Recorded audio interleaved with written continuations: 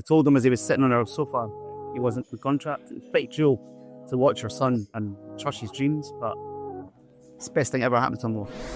So Josh went back, signed the contract, fantastic, and literally that moment, he was away. They went up to the mountains to the retreat, and my wife was like, "You can't take him now. He's got to come home and get his coat. He's got a toothbrush." And no, he goes now. It was surreal. It was surreal to watch him play Sampdoria. So I'd watched Sampdoria against Barcelona in the European Cup final. I was at the game at Wednesday when I was younger. No, to see my son play and then score against them was a dream come true.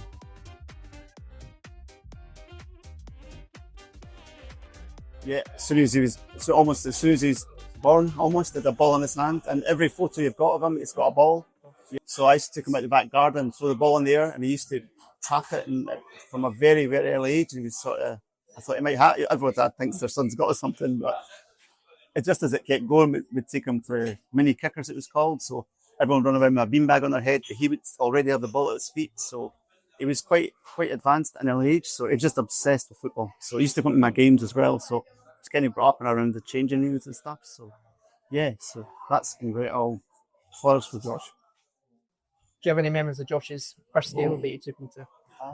Oh, we used to be. I took him to actually the Dunfermline game, football at Hearts game, Hearts Dunfermline, and it was I actually went with my friend Andrew Irvin, whose son plays for West Ham. They were both there. I had to change Josh's nappy at half time. It was our story. I remember young Andrew was running about with a t-shirt on. It was snowing, it was freezing, but the boys were just so hard he didn't care. So there, it was great. That was his first ever game I took him to.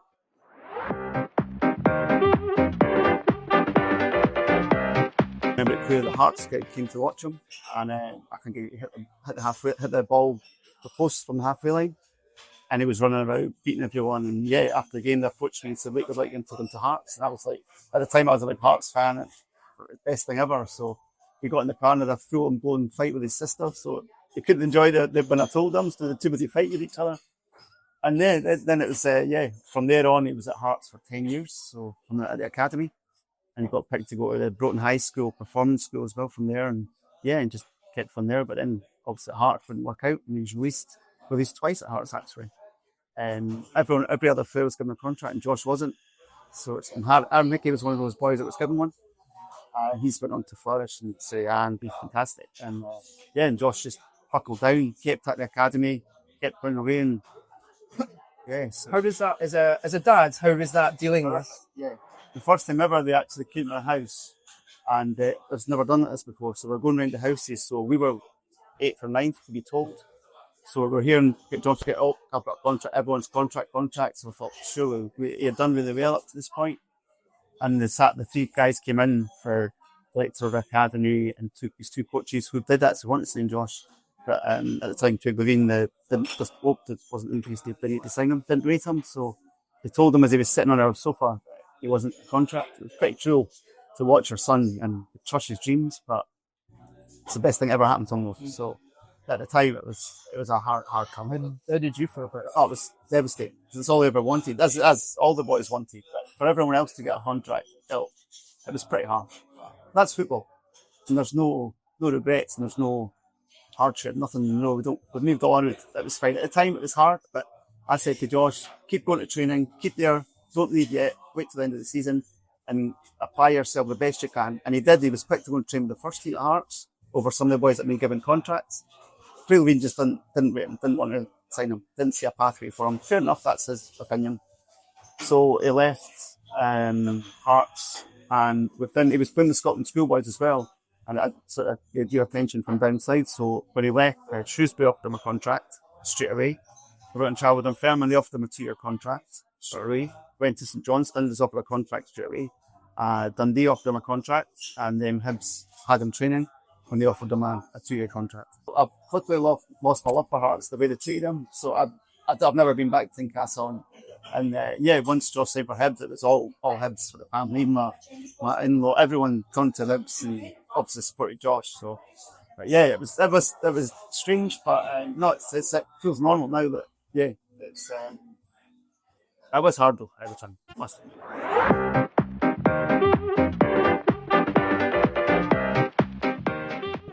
His first team debut. Can you remember it? Yes, against Kilmarnock. We couldn't see it, but it was COVID, so we're sitting in the house watching it. Yeah, it was very, very nerve-wracking. But he did well, yeah. I think he played about 70 minutes or 75 minutes.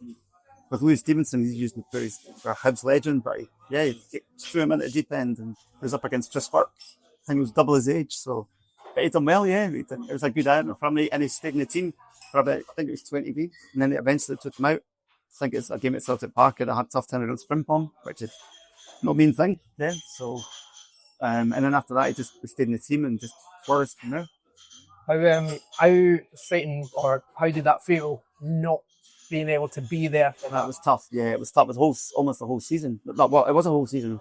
I'm talking semi-finals, cup finals, nothing. We couldn't see any of it, none of it at all, apart from on TV. So that was hard. But I think in another way as well, that maybe helped Josh to make mistakes and still, not have the crowd on his back.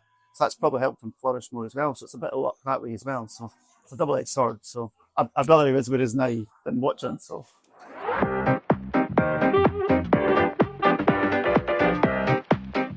So many different teams coming on. But an agent at the time, David Moss, who was brilliant for Josh at the time, signed a 4-year contract. And then there's more teams on top of that. It's Celtics, Peter Agent, and Chelsea, Arsenal, all different teams when Josh was flying, but nothing really came of it. So he just had to focus on that. And then it was the season after when the Italian interest came in. That was a big one for me. There was no other place to go. Why was that the case? Why not? I just think, Serie A. I mean, most players go down south or go to Celtic and Rangers. I thought, you know what, go out of the box, go and try something different. Aaron did it and was successful. You've got to go for it. I said, for Benkinsell, who was the Hibs director at the time, phoned me and said that got a good offer and it's Serie A. So I said that it's a no-brainer. So yeah, from there it just hugely exciting. Did he need any convincing? Yes, he did. Oh no, he was only 19. So I'm telling him he's going to be living in a foreign country on his own. He's never been to Italy, never been lived there. So he'd only been a couple of holidays with his friends because it's football. So he's like, basically leave house and go to Italy. I said, well, that's what something's got to do. Go out of your comfort zone. And you know what he did? He went away and he went over with a bit of back and forward. We agreed the contract before we went out with our agents. And so me and my wife and the agent went in to meet the Verona guys. They came through with their suits on and all agreed. But then they wrote something down and passed it to me. And it was half of what they'd offered before we'd through. And I was like, no, that's not what was read. It's like, you're at it. So the agent time said, okay, that's fine. No deal. We got up and it was against everything, everything in my load to stay and just get it signed, get it done. He said, no, let's go. We'll go back to Verona, we'll go home and other clubs will speak to. So by the time we got in the taxi back down, they'd phoned us, okay, come back, let's get sorted. So I was like, fine, you can't ruin this. So Josh went back, signed the contract, fantastic. And literally that moment, he was away. He went up to the mountains to the retreat. And my wife was like, you can't take him now. He's got to come home and get his coat. He's got a toothbrush. And no, he goes now. That's it. And they took him in some van away up to the mountains, 3-hour drive in the Dolomites for training camp. That's it. And that was it. And that was the start of it. How was that moment for you and your wife when he was? Oh, Linda, my wife, she was very upset. Yeah, very, very upset. I was fine until she got upset. I was like, I had a bit of a tremble, but I thought, you know what's the best thing for him? He has to do it. You have to do this. But it was so sudden. It was like, that's it. Now you're in Italy. So I had to get my house and all the rest of it, and I had to deal with that when he was away. I think when he was back home, was he living with you the whole time? Yes. He was still living with us. He was only 19. 19-year-old, so he's still a young boy. So he's living in a small room in our house. Just plucked from there and taken to Italy. He ended up staying in Zaccagni's flat. He was renting from him. So pretty bizarre, right in the centre of Verona, beautiful apartment. So yeah, and then Verona is beautiful, stunning place, amazing people. Just it's like a dream come true for us. And Josh.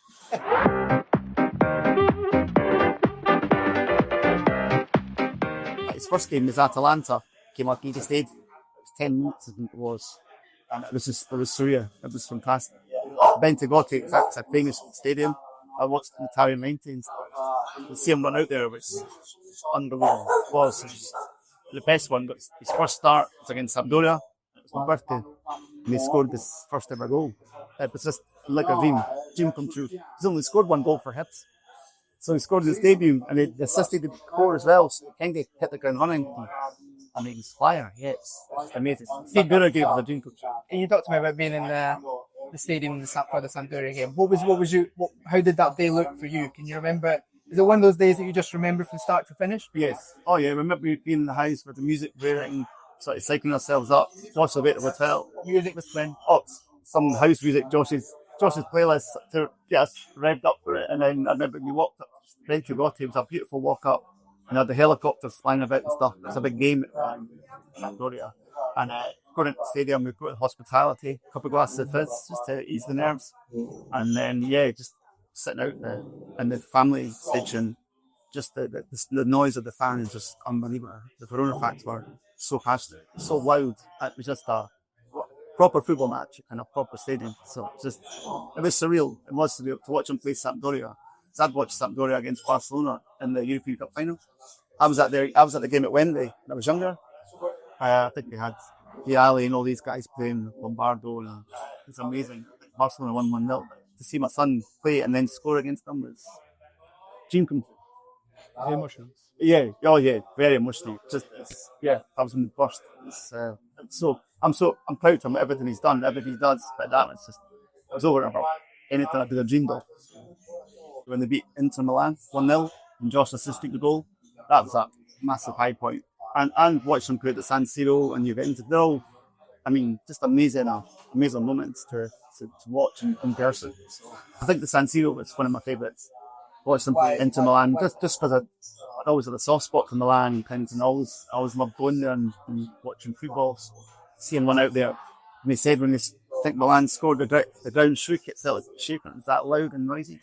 They said it was just amazing experience. You get no time on the ball. I watched the say, but your time there, you get no time. They're all international stars. It was surreal. But he did well. He did well the first game. He quitted well, so I was pleased for him.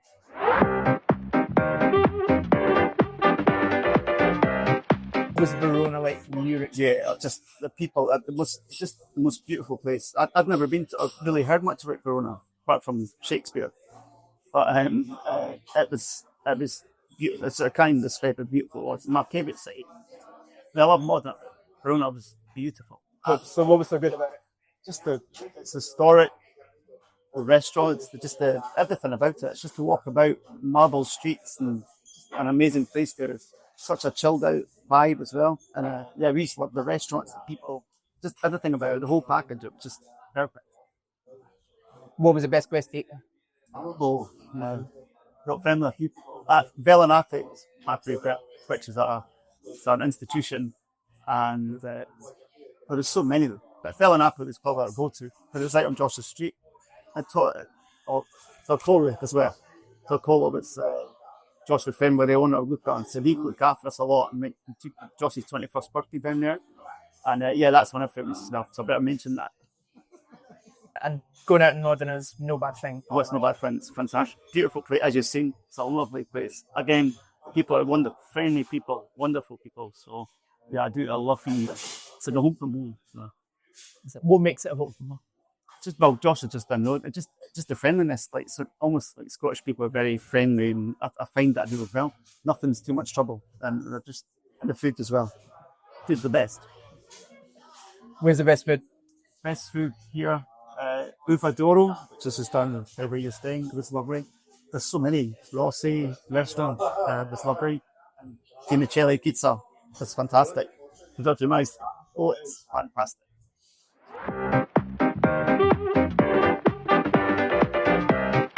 It's nerve-wracking. It's just, no matter who you place for what level, I always get really, really nervous when plays. So there's that. How do you cope? Some glass of wine. Sometimes. No, I just it's better when you're at the game because you focus on the game. It seems to fly past quickly and it takes care of itself. But watching it at home is more difficult. It's pretty nerve-wracking. As like, for example, in London last week, watching it in a restaurant in London, watching the 3-0 down after half an hour. So my heart was racing. I was kicking the table and but I almost kicked their whole lunch over. If I'm not doing that, I'm kicking the guy's seat in front of me. So that's it. So it's quite nerve-wracking. I just care so much. And want it to okay and want him to be okay. But he's strong. He gets on with it. Brushes everything off.